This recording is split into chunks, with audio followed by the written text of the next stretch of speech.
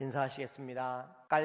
깔끔함이 필요할 땐 허브티, 방송실은 PPT, 성도님은 프리티 하십니다. 시작.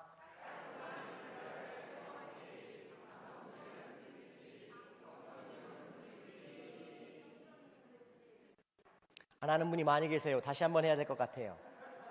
다시 한번 합니다. 안 하는 분이 너무 많습니다. 자, 시작.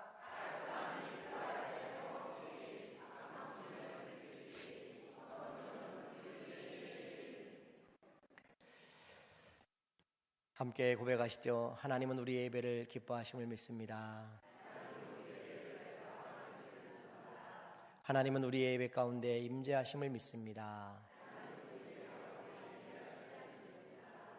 하나님은 예배를 통해 가장 확실하게 말씀하심을 믿습니다. 아멘. 우리 교단에는 개척 훈련 학교가 있습니다.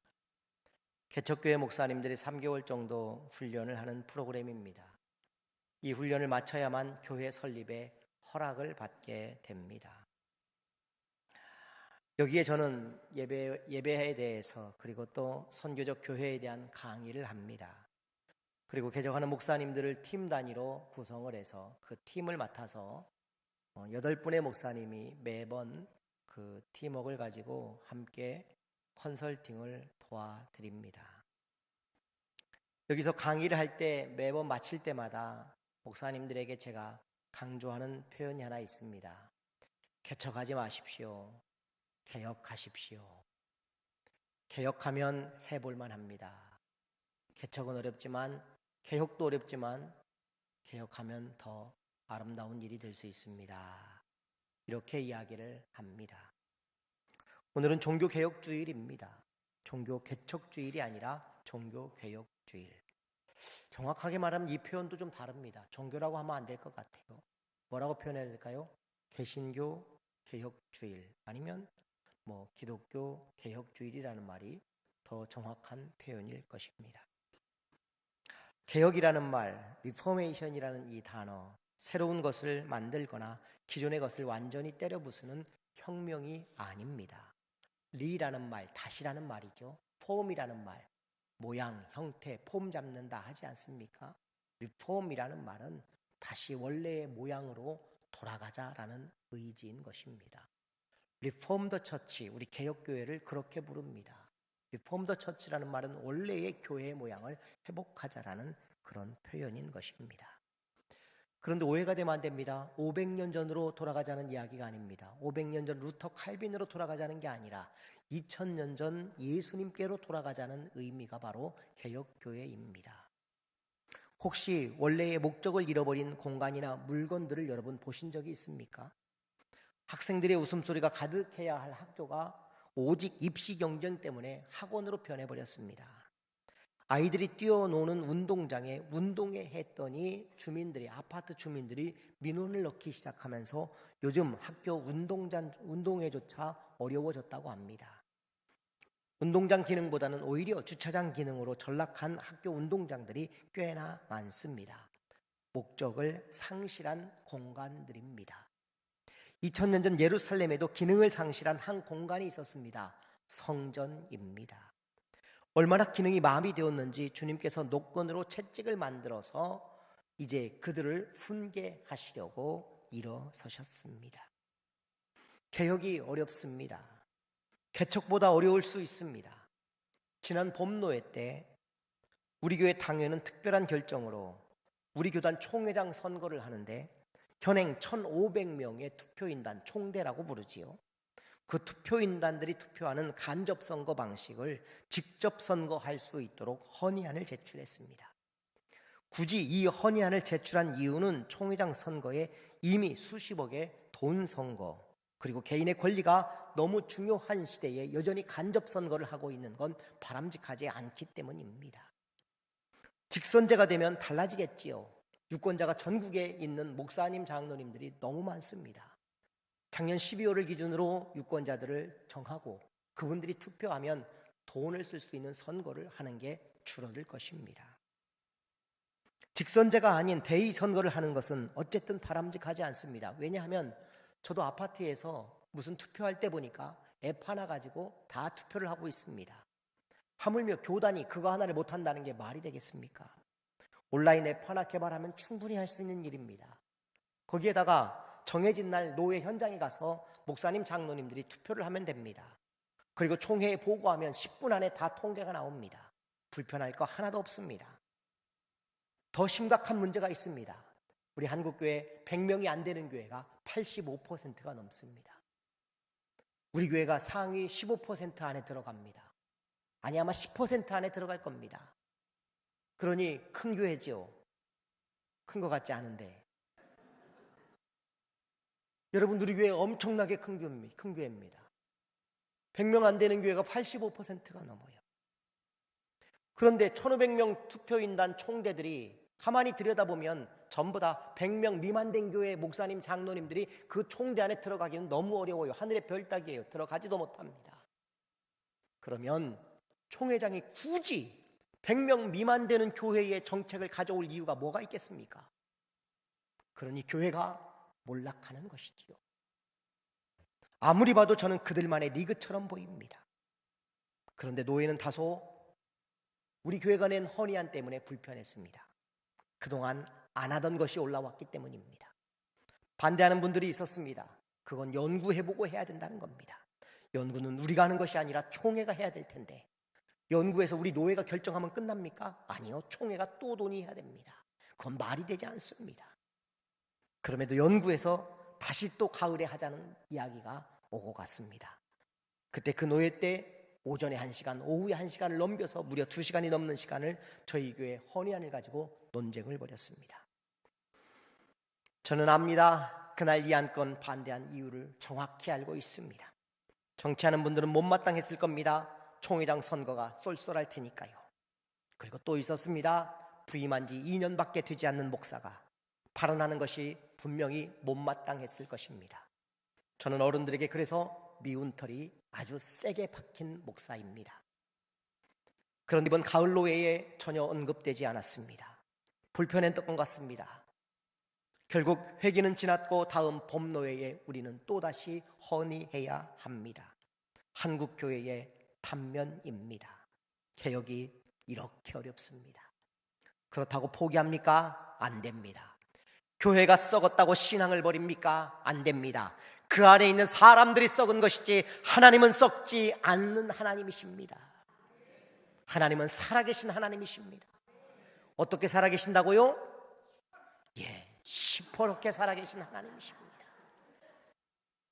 개혁하면 됩니다. 안 되면 어떻습니까? 도전해야 되는 것입니다. 그것이 우리의 길이라면 여전히 가야 하는 것입니다. 본문은 그 개혁의 핵심 가치들을 오늘 우리에게 예수님을 통해 잘 가르쳐주고 있습니다. 첫 번째, 개혁은 변질이 아니라 변화해야 한다는 것입니다. 옛날에 장희빈 아시죠? 인현왕후를 몰래 시해하려다가 숙종 임금에게 사약을 받게 되었습니다. 장희빈은 억울하다고 생각되어 사약 그릇을 들고 숙종에게 달려갔습니다. 그리고 사약을 보이며 왕에게 외칩니다. 이것이 진정 마마의 마음이옵니까? 이 말을 들은 숙종은 두 눈을 지그시 감고 한참을 생각하더니 이렇게 말했습니다. 내 마음은 그 사약 그릇 밑에 적어 놓았느니라. 한 가닥 희망을 잡은 장희빈은 얼른 그 밑에 사약 그릇을 보았습니다. 그런데 그 밑에 글을 본 장희빈은 사약을 마시기도 전에 입에 거품을 몰고 죽어버렸습니다. 사약 그릇 밑에는 이렇게 적혀 있었습니다. 원샷. 변하지 않으면 죽습니다. 고집을 부리면 죽는 것입니다. 성경에 숨겨진 많은 의도적 비밀들이 있습니다. 그중 요한복음은 숨겨진 더 깊은 의도들을 전하는 본문들이 등장하지요. 오늘 본문에 나와 있는 앞에 있는 이야기가 그렇습니다. 요한복음 1장부터 11절까지 나오는 내용이 여러분 뭔지 아십니까? 갈릴리 가나의 혼인잔치 이야기입니다. 다른 복음서에는 나오지 않는 이야기입니다. 그 이야기의 핵심은 뭘까요? 예수님이 물이 변하여 포도주가 되게 하셨다라는 정도의 사건은 아닙니다. 분명히 그 내용을 쓴 의도를 더 깊이 파악해보고 한 걸음 물러나서 보면 이런 의도가 있습니다. 신랑 되신 예수님께서 신부된 교회와 혼인을 하는 이야기가 바로 갈릴리 가나의 혼인잔치의 모형으로 우리에게 보여주신 사건입니다. 그런데 놀랍게도 그 사건에는 변질이 아니라 물이 변하여 포도주가 된 변화의 이야기가 기록되어져 있지요. 그 다음에 나오는 이야기는 뭡니까? 오늘 성전에 더러워진 그 성전을 예수님이 정화한 이야기가 드러나 있습니다. 변화되어져야 되고 하나님 앞에 신부된 단장을 해야 될 교회가 그 모습을 갖추지 못하고 있음을 보여준 변질된 교회의 모습을 보여주고 있는 것입니다. 본래 이 사건은 예수님의 공생의 시작에 나오는 것이 아니라 공생의 마지막 사건에 등장합니다. 3년 사역의 마지막 6월절에 나와야 맞는 본문입니다. 물론 일부 학자들은 이 성전 정화의 사건이 한 번이 아니라 2번 있었다는 해석도 존재하고 있습니다.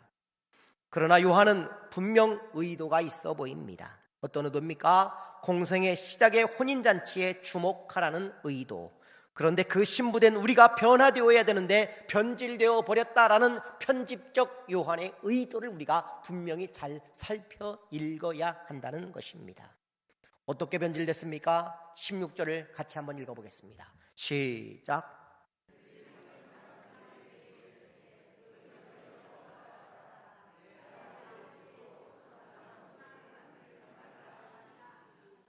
아멘.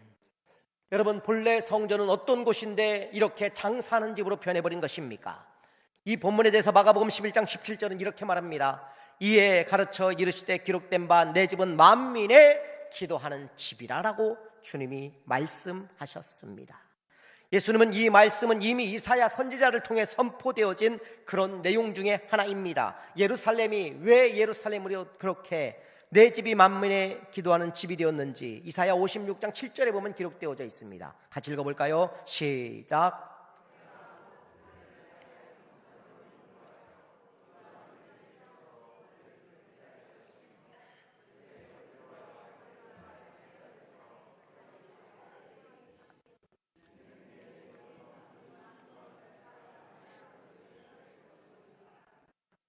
아멘. 예수님은 이 말씀은 이미 선지자 이사야를 통해 이것이 바로 곧 기도하는 집이라는 선언에 대해서 재확인하고 있는 것입니다. 이사야 56장 7절에 보면요, 내가 곧 그들을 나의 성산으로 인도하여 기도하는 집, 내 집, 그들을 기쁘게 할 것이며 그들의 번제와 희생을 나의 제단에서 기꺼이 받게 되리니 이는 내 집은 만민의 기도하는 집이라. 방금 읽었던 이 본문입니다. 그런데 어떻게 되었습니까? 장사하는 곳이 되었습니다. 절기가 되면 전국 각지에서 양과 소와 비둘기들을 집에서 가리고 흠이 없는 것을 찾아서 가지고 예루살렘까지 옵니다. 오다 보면 먼 거리 여행을 하다 보니까 그것 중에 흠이 생기기도 하고 밥을 못 먹어 굶기도 하고 하다 보니 이 짐승들이 가져올 때와는 또 다른 모습을 가지고 있었을 것입니다. 그리고 제사장에게 보이면 제사장들은 거의 합격점을 주는 경우가 그렇게 흔하지 않습니다. 이것은 뭐가 문제가 있고 이것은 뭐가 문제가 있고 끊임없이 그들은 불합격 판정을 받기 쉬웠습니다. 그래서 편리한 제도가 만들어집니다. 감람산의 특별한 곳에 재물을 팔 수 있는 공간, 그곳 하나를 만들어 놓았습니다. 어떤 사람은 돈이 없으니 직접 양이나 비둘기를 들고 와서 다른 재물로 조금의 비용을 더 들여서 이제 재물을 가져가기도 합니다. 그런데 문제는 여기서 그치지 않습니다. 대제사장 가야바가 성전 안에 있는 이방인의 뜰에다가 이제는 재물을 교환할 수 있는 곳을 이곳까지 들어와서 할 수 있도록 그런 제도를 만들었습니다. 더 가깝게 제사장들이 불법을 행하도록 만들어버린 것입니다. 순례자들의 편의를 위한 시작이고 일종의 변화였습니다. 먼 길 오는 순례자들이 흠없이 재물을 힘들게 끌고 올 필요가 없음을 알려주는 아주 좋은 제도처럼 보였습니다. 당시 로마 황제의 얼굴이 새겨진 성전세를 내는 것도 불편했을 것입니다. 그러니 돈을 바꿔주는 사람들이 등장했습니다. 이때 바꿔진 돈은 디드라크마라는 두로 지역에서 나오는 은전을 가지고 성전에 드렸습니다. 그 이유가 있었습니다. 이 은전을 가장 잘 만드는 동네가 그때 당시에 두로 지역이었기 때문에 6.8g의 은전을 가지고 이제 성전에 드리는 것이 가장 합당하겠다라는 율법적 견해를 가지고 그들이 그 돈을 환전하면서 뭐가 생깁니까? 수수료가 생기기 시작한 것입니다. 처음에는 다들 좋아했겠죠. 좋은 아이디어다. 시간이 흐르면서 편의는 점차 그 목적을 잃어버리게 됩니다. 순례자들을 돕는 본래의 목적은 사라지고 어떻게 하면 더 많은 이득을 남길 수 있을까에 대한 생각으로 그들은 변하기 시작했을 것입니다. 그 안에는 장사꾼의 논리가 온통 가득하게 됩니다. 제사장 가문이 독점하고 운영하는 통일을 취했을 뿐만 아니라 성전은 경건한 예배의 장소가 아니라 시끄러운 흥정소리가 오고 가는 장소로 달라져 버린 것입니다. 돈 계산 소리로 가득 찬 시장터가 되었습니다. 예배자를 돕는 수단이 어느새 예배를 방해하는 목적이 되어버렸던 것입니다. 이것이 바로 변질입니다. 마르틴 루터는 16세기 교회가 바로 이와 같았습니다. 마르틴 루터가 보았던 것은 바로 이와 같은 16세기 교회였습니다. 하나님의 은혜와 용서가 돈으로 거래되면 면죄부라는 상품이 팔리고 있었고, 또 구원이 인간의 공로와 교회의 재정을 위한 거래의 수단이 되어버린 지 오래되었습니다. 루터는 예수님처럼 외쳤습니다. 어찌 하나님의 은혜를 돈으로 장사한단 말입니까? 그는 새로운 교리를 개척한 것이 아니라 변질된 교회를 향해 값없이 주시는 은혜라는 본질로 돌아가자는 말을 외치고 있었던 것입니다. 오늘 우리의 신앙과 교회는 어떻습니까? 우리 안에는 장사치들의 소리가 존재하지 않습니까? 성공주의, 성장주의, 더 좋은 설교를 찾고 더 세련된 인테리어가 된 교회를 찾고 있으며, 주차장이 넓은 교회에 화려한 오케스트라 정도는 있어야 내 수준에 맞다고 생각하는 교회 쇼핑이 여전히 늘어나고 있는 것은 아닙니까? 장사하는 집처럼 변해버린 우리 자신들의 모습입니다. 개혁은 바로 그 지점에서 이것이 본질인가라는 아픈 질문을 우리가 던져보아야 하는 것입니다. 혹시 지금 우리는 변화가 아니라 변질되어 버린 것은 아닐까요? 돌이키시기를 바랍니다. 두 번째, 개혁의 기준은 전통이나 관습이 아닌 말씀이어야 한다는 것입니다. 기준은 관습이 아닙니다. 하나님의 말씀이어야 합니다. 예수님께서 채찍을 드신 근거가 있습니다. 그것은 당대의 종교적 관습이나 전통이 잘못되었기 때문입니다. 예수님의 기준은 명확했습니다. 내 아버지의 집, 즉 성전의 본래 목적은 규정하신 뜻 하나님의 말씀에 있음을 분명하게 하고 계신다는 것입니다. 제사장들은, 그리고 상인들은 이렇게 말했겠지요. 이것은 순례자들의 편의를 돕기 위한 오랜 관행입니다 라고 말했을지 모릅니다. 그러나 예수님은 그 어떤 인간적 전통보다 하나님의 말씀을 더 귀하게 여겼다는 사실에 우리가 주목해야 되는 것이지요. 이것이 바로 종교개혁의 핵심 정신인 오직 성경으로 솔라 스크립투라입니다. 칼뱅은 제네바에서 종교개혁을 이끌며 교회의 모든 제도와 예배를 철저하게 성경 말씀 위에 세우려고 애를 썼습니다. 그는 교황의 권위나 교회의 오랜 전통이 아니라 성경이 무엇이라고 말하는가, 개혁의 유일한 기준으로 하나님의 말씀을 그가 삼았다는 것입니다.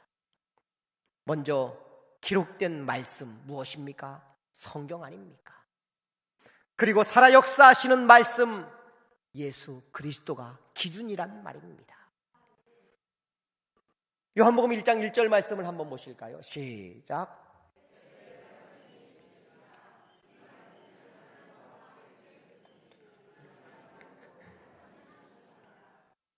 아멘. 다시 한번 읽어보는데 여자분들은 다 읽는데 말씀만 빼고 읽습니다. 남자분들은 가만히 있다가 말씀만 읽습니다. 자, 시작.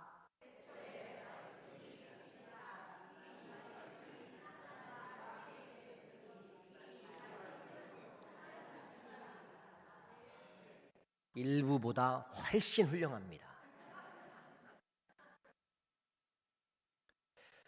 요한복음 1장 14절에는 또 이렇게 나옵니다. 말씀이 육신이 되어 우리 가운데 거하심에 아버지의 독생자의 영광이라고 표현합니다. 여러분, 말씀이 육신이 되신 분 예수 그리스도를 표현하는 내용입니다. 예수님 자신이 곧 말씀이시라는 겁니다. 그 말씀이 되신 예수님이 너희의 모든 편리함을 내가 원하지 않는다라고 선언하고 계신 것입니다. 전통이나 관습은 우리에게 익숙하지요. 그러나 그 익숙함 때문에 본질을 가려버린다면 그 전통과 관습은 사단의 강력한 도구가 되어버릴 뿐입니다. 오늘 우리에게도 필요한 개혁 역시 마찬가지입니다. 옛날부터 우리 교회는 이렇게 해왔습니다. 이게 더 효과적이고 사람들이 좋아합니다. 말이 개혁의 기준이 될 수 없습니다.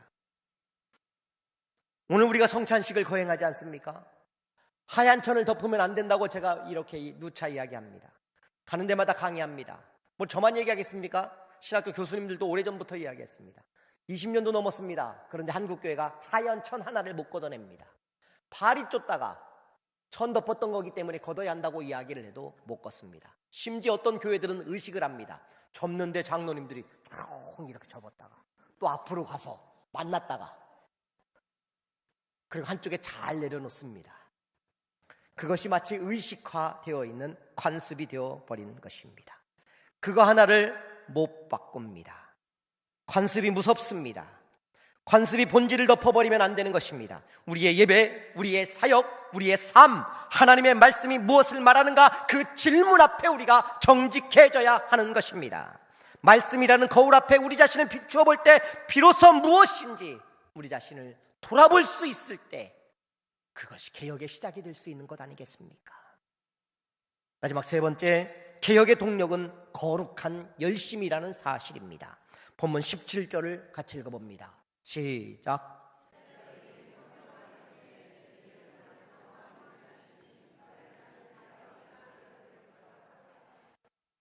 아멘. 여러분, 이 말씀은 예수님을 바라본 제자들이 예수님의 열심을 두고 표현한 내용입니다. 잘 보십시오. 제자들이 성경 말씀의 주의전을 사모하는 열심히 나를 삼키리라 한 것을 기억하더라. 제자들이 기억했단 말입니다. 어떤 한 구절이 떠올랐던 겁니다. 성경에 나와 있는 구약의 어떤 한 구절이 떠올랐는데 시편 69편 9절입니다. 같이 읽어볼까요? 시작.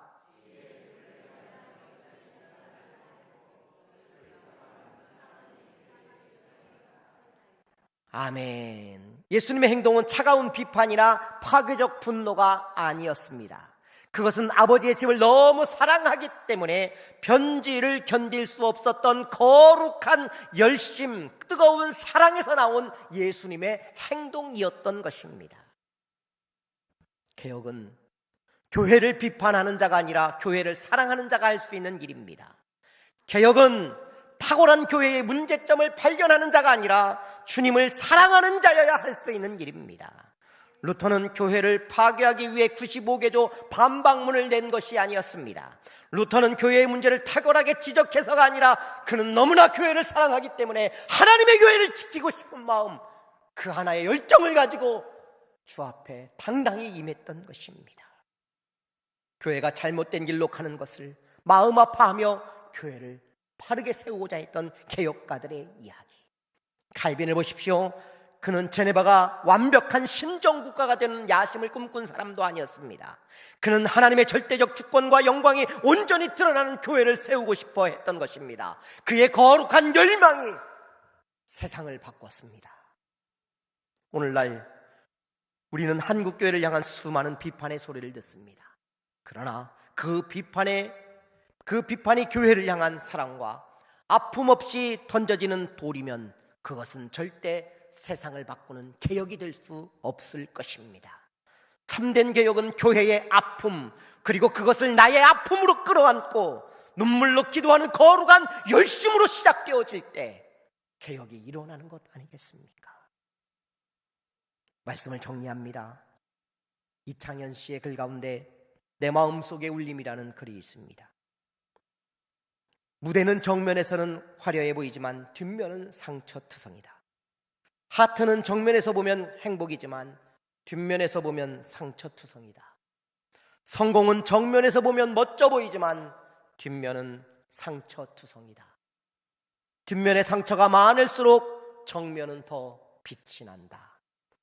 통쾌라는 한문이 있습니다. 아플 통, 기쁠 쾌입니다. 고통과 고난을 통과해야만 가슴이 뻥 뚫린 통쾌 그 기쁨을 맛볼 수 있다는 글자입니다. 고난과 기쁨은 하나의 끈으로 연결됩니다. 기쁨의 뒷면에는 고난이 있습니다. 고난을 통과할 때 참 기쁨을 알게 되는 것이지요. 종교개혁가들이 쉽게 하는 그 종교개혁이라는 그 말, 여러분 16세기 개혁가들이 그렇게 쉽게 할 수 있는 말이 아니었습니다. 목숨을 거는 행동이었습니다. 그리고 수많은 개혁가들이 루터 이전에 목숨을 잃었습니다. 정면에서 보면 멋져 보이지만 그 뒷면에는 엄청난 상처가 있습니다. 오늘 우리의 구원도 그 뒷면에 십자가라는 주님의 상처가 고스란히 존재하는 것처럼 그 뒷면에는, 종교개혁 뒷면에는 수많은 사람들의 아픔이 존재하고 있었던 것입니다. 한국교회는 지금 정면도 뒷면도 모두 상처투성이입니다. 저는 효자동교회에서 만 3년을 사역했습니다. 일주일이 지나면 정말 딱 3년이 됩니다. 교회는 많이 변했습니다. 변화가 있었습니다. 변질이 아니라 변화가 있었습니다. 얼마나 감사한지 모릅니다. 참아주는 성도들이 있었고 견뎌주는 일꾼들이 있었습니다. 변질되지 않고 변화하려는 노력들이 있었습니다. 거룩한 열심으로 몸부림하는 기도가 있었습니다. 관습에 얽매이지 않고 본질을 향한 노력을 가진 하나님의 거룩한 일꾼들의 수고가 3년 동안에 교회를 조금씩 변화시켰습니다. 그러나 이제 시작입니다. 세상을 바꾸는 교회, 이웃을 세워줄 수 있는 교회, 개혁은 개척보다 어렵지만 그래도 변화하려는 그런 변질되지 않는 교회, 여전히 저와 여러분이 함께 이룰 수 있기를 주의 이름으로 축원합니다. 기도하겠습니다.